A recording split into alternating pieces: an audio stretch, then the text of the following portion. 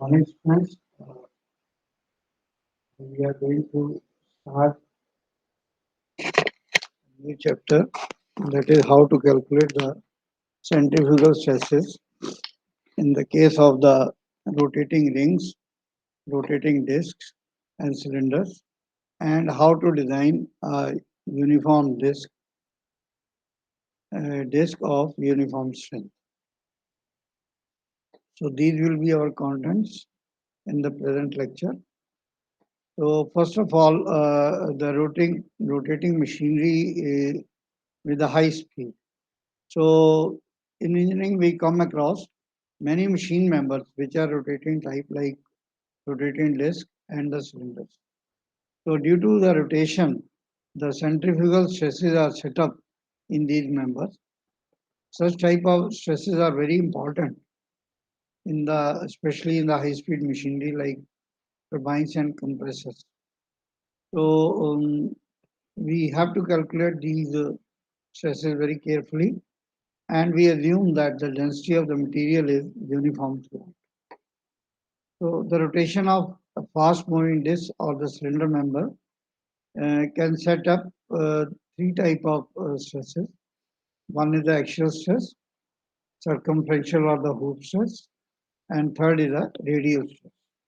So as we have just discussed that the turbine section, which is shown here, is a turbine section uh, in the aircraft gas engine.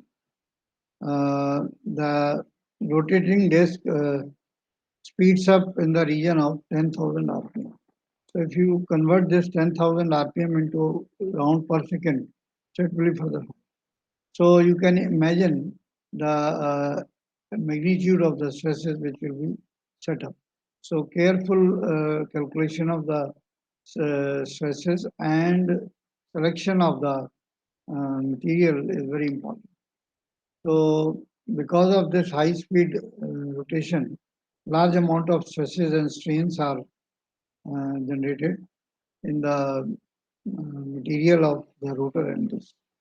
So similarly to design the shaft on which these rotors and the disc they are mounted. So it is very important to design the shaft carefully. So in order to avoid any serious accident, so the calculation of these stress becomes very important. So our discussion will be in the present lecture in the four section. Out of this, the first two section we will be covering in the lecture one, and these two sections will be covering in the next lecture.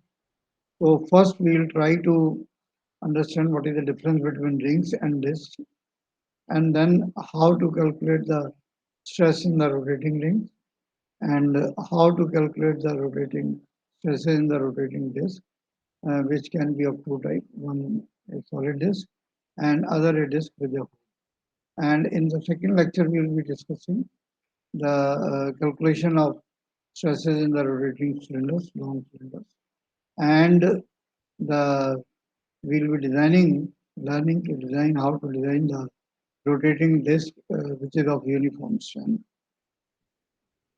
So first of all, let us try to understand what is the difference between a disc and a ring. If we consider a cross section circular rotating at center with the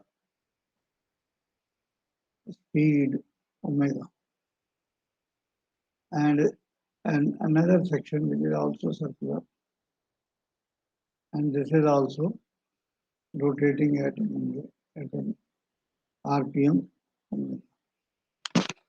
So if this is a ring, let's consider as a ring, and this has this. So let us try to understand. So if we take the cross section of this, if we take a section, the side view will show So this mass which is distributed, it is more concentrated around the periphery in the case of the ring. So if we draw here, this is a cross section of the ring which will come. So this is T and this is B. So this T is very small and B is uh, appreciable. It's not very large, but it is having some value. So this is the ring. And in the case of the disk, if we see the side view, this is the center. So this mass is more towards center. So this is a solid portion,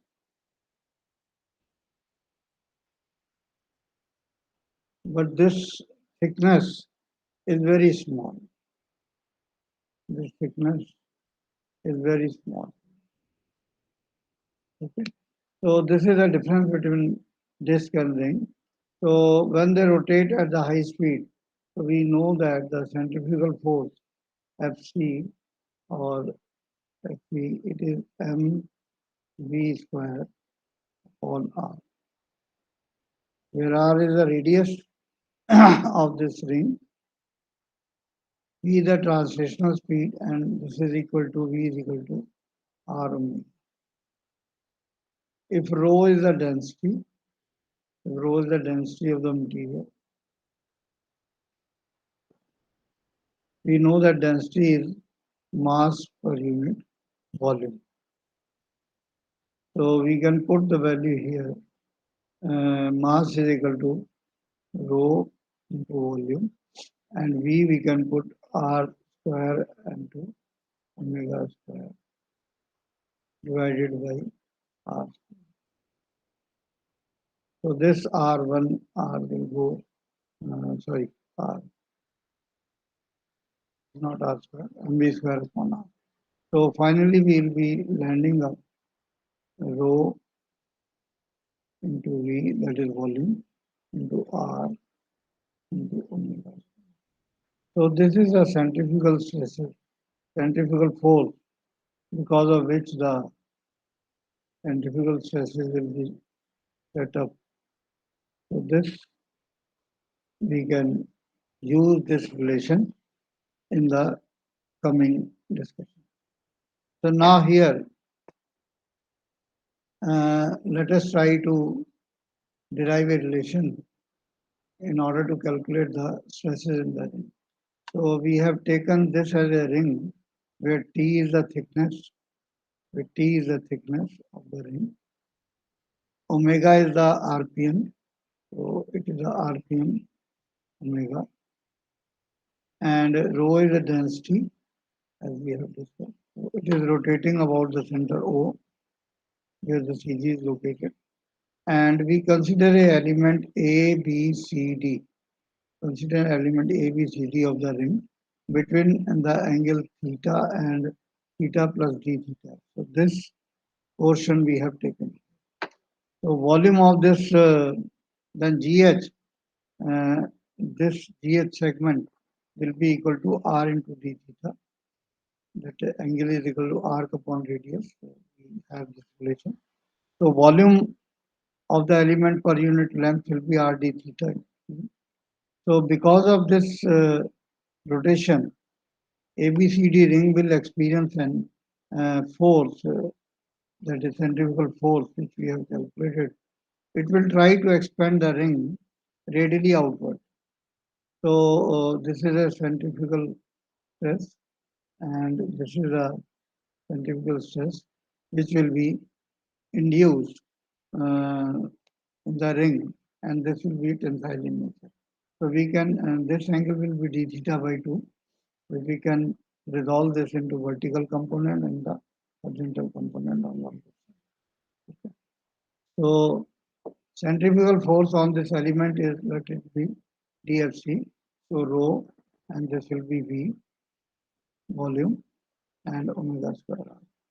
So the vertical component we have seen here, we can put this value here and you will get this relation. So total vertical force, that is from 0 to pi, will be integral of dFc into sin. So it is 0 to pi, we can put this value rho r d t into omega square and sin theta. So we can take this these terms outside. Again, we can integrate with respect to theta. So that will give us minus cos theta. We can put the limit 0 to pi and we'll get this as the final expression for the resisting force. Now the total resisting force will be there because of the material. So it will be 2 times sigma c, that is sigma c is the Hooke's stress, T into 1. So total resisting force in equilibrium should be equal to the total resisting force. So when you equate this, these two terms will be cancelled and T will be also cancelled. So we will be left with sigma c is equal to rho omega square r square. And here we can put the value of omega, that is v upon r square. So r square will be also cancelled. So this will be the expression for the hoop stresses or the circumferential. Similarly, in order to calculate the stresses in the rotating disc, so we consider this as a disc. So here you can see this thickness is appreciable. It is not small. So we consider a element A, B, C, D.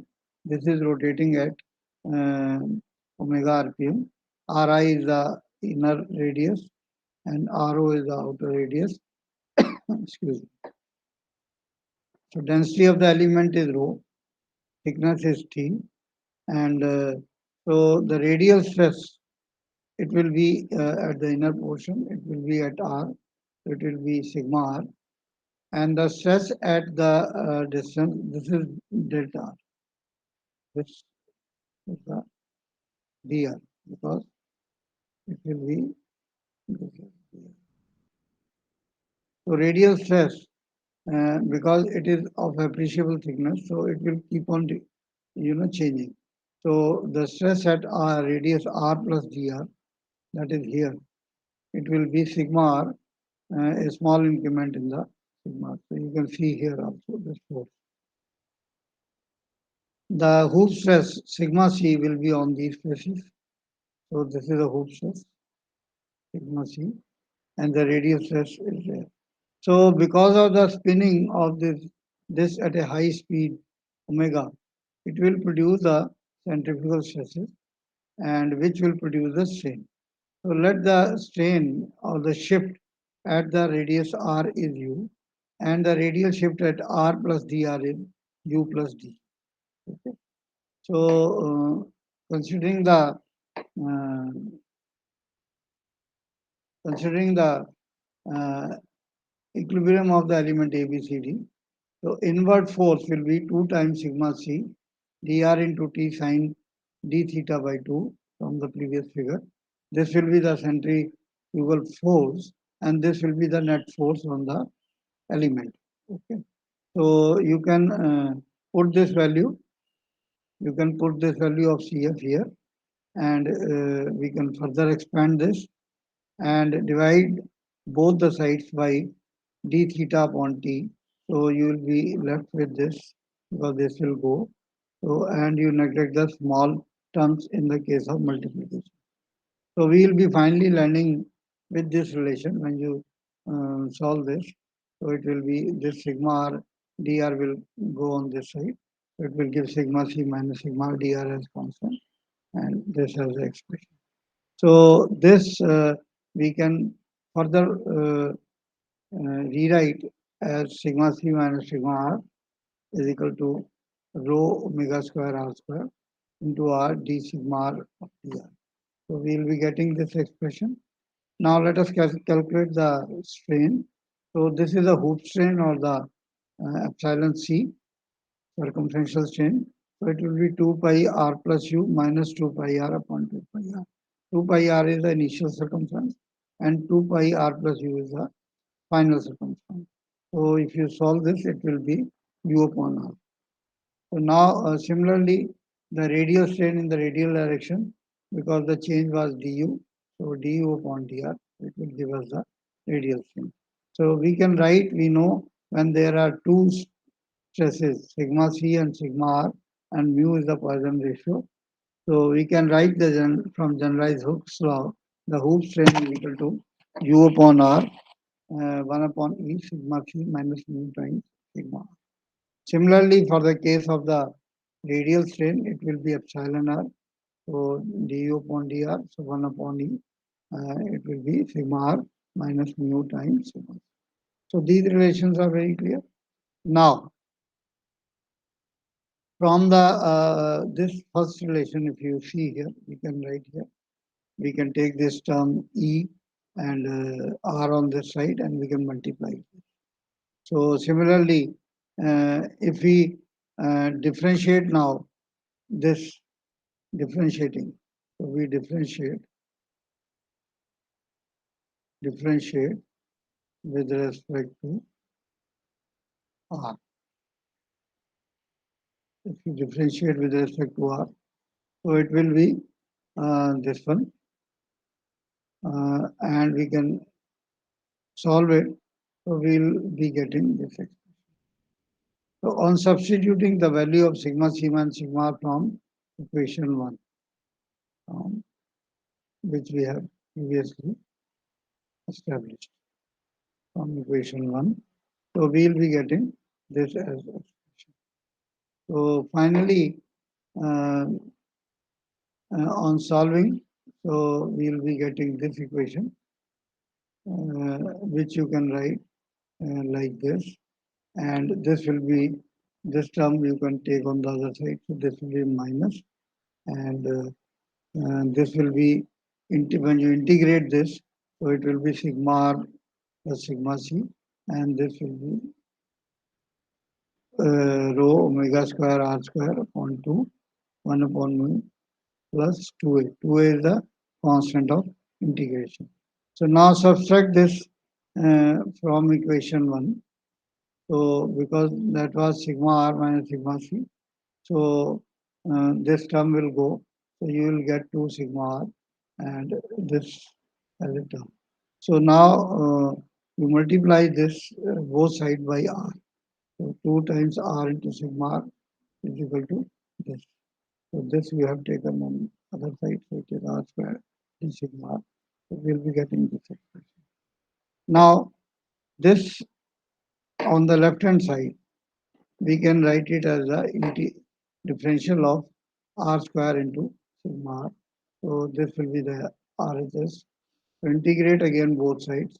So we will be getting sigma r square and a constant of integration. We are trying to generate the Lame equation the way we have generated in the case of fixed element.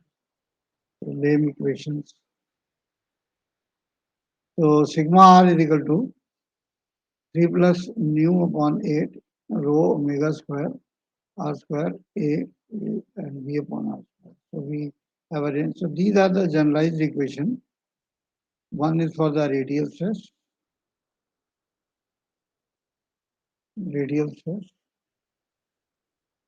and this is for the Hooke stress. So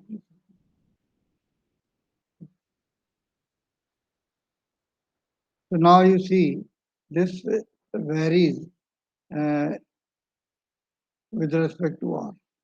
So the boundary conditions, using the boundary condition, you can evaluate the constant a and b. So now we will take the two cases. One is how to calculate the stresses in the rotating disk, uh, which is a solid. So when it is solid disk, then we assume that the disk is like this, and it is at center, and it is rotating at. Now, if you see the previous term, so here for solid disk R is 0. If this term is 0, so something upon 0 will be infinity. So the stress radial cannot be infinite. So what we do, we assume this B is equal to 0 so that this term becomes 0. So finally our equation reduces, and we, for calculating the value of A, we assume that sigma r is 0 at r is equal to r0, that is outside diameter. So you put this, so 0 A minus B 0 C plus mu upon 8 sigma omega square r. From here, you take this term on this side. So this becomes the value of. So this value you put over there. So we will get final the radial stress equation as R0 square minus R square. So if you want to calculate the stress at R, we can put the value of R. At center, R is equal to 0, so this becomes 0. So that means the radial stress is 0. So in the case of the hoop stress, so A minus, this will be the relation from the second equation. So we can put the value of A, and this will be reduced to this. So this is the uh, hoop stress in the case of the solid. So this gives the variation. The hoop stress is maximum at the center, and it is having some value at the end. So it is the hoop stress variation, and this firm one, it is the radial stress. So maximum stress sigma r max is equal to sigma r min max at is equal to r is equal to 0. Okay. So it is r is 0, you can find. So this is how we calculate the stresses in the case of the solid disk. Now the second case, in order to calculate the stresses in a rotating disk, which is with a hole. So let it be a center, and there is a small hole at the center. So at internal radius, that is Ri, this is Ri. Sigma r is 0, and at r is equal to Ro, so this is Ro, sigma r is 0. So from the equation, generalized equation, so sigma r is 0, and sigma r is 0 at Ri and Ro. Okay. So on solving these two equations, we will get B is equal to this. So we get the value of B, we get the value of A. Now putting the value in the equation, we get this is you see now these equations are different. These are for the hollow disk, and this one is for the radial stress.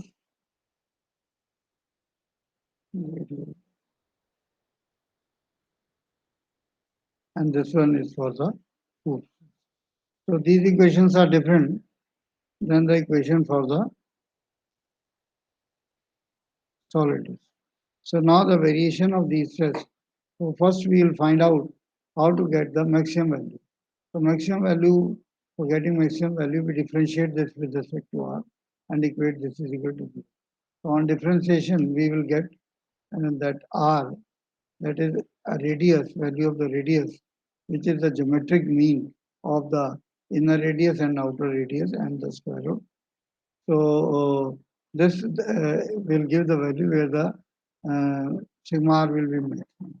So sigma r maximum, and we can write here sigma r.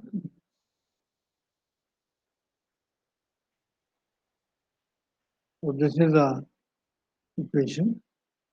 So R0 minus Ri. So very important equation, must remember.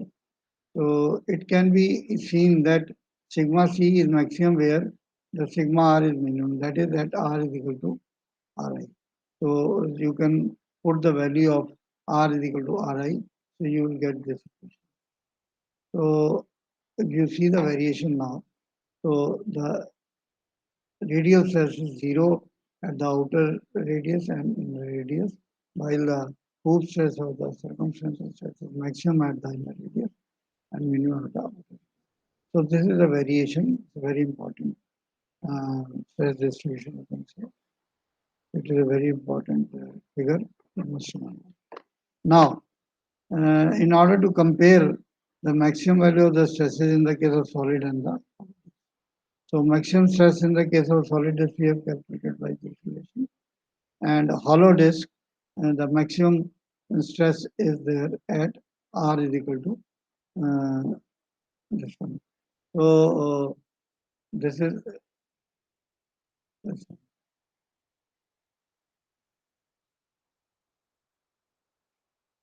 So you can calculate the ratio that is for hollow upon solid. So hollow upon solid will give this value. Now this Ri is very small as compared to Ro. Okay, because this as we have seen that this is very appreciable. So Ri is very small, Ro is very large. So this ratio will be very small. So practically it is equal to 1. So that means a small hole at the center of disk, solid disk, does not affect the radial stress in the disk. So you can say almost as the radial stress will be in the hollow, it will be equal to the solid.